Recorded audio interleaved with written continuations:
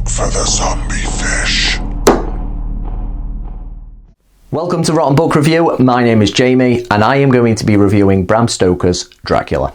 Sadly, I didn't read that awesome first edition you just saw.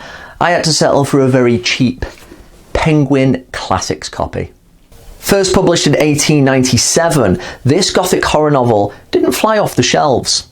It has since gone on to become, probably, the most famous horror story of all time. Just to be clear, Bram Stoker did not invent vampires. They have been a part of folklore since at least the 18th century.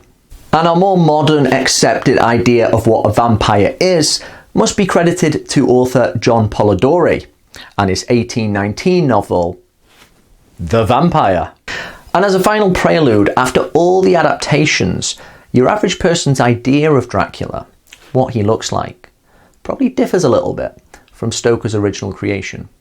It seems to be the consensus that this book starts very strongly, as solicitor Jonathan Harker makes his not-so-merry way up to Transylvania.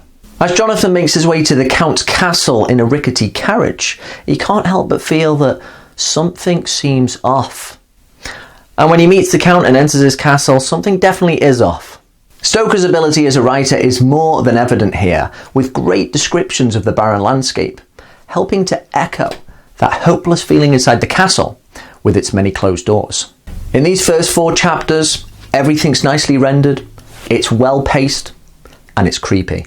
And then comes the big shift, which Stoker does address prior to the story starting, and claims that after you've finished all these diary entries, it will ultimately make sense. And so we completely change setting, we change perspective, and we're steadily introduced to a group of people who become the central cast. After such a strong start, you don't mind a bit of a lull, but things change so much and continue in this new direction that you can't help but feel we've lost a bit of momentum.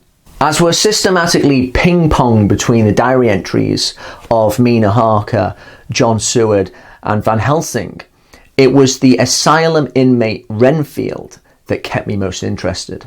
And when encounters with Renfield started to come as a relief, it suddenly dawned. There's not enough Dracula.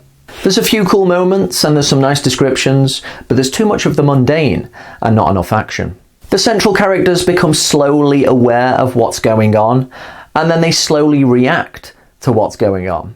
Van Helsing seems like a good guy to have around if you're in a tough spot, but they're all very nicey and forgettable characters, who ironically, while later in the novel saying that the more action-orientated stuff isn't a place for a woman, but there's a lot of men in this novel throwing themselves to their knees and crying. Most don't seem to have the capacity that you'd think would be needed to deal with somebody like Dracula. Sadly, about 3/4 of the way through the novel, I just felt that my investment had not been properly rewarded, and it started to become a bit of a grind.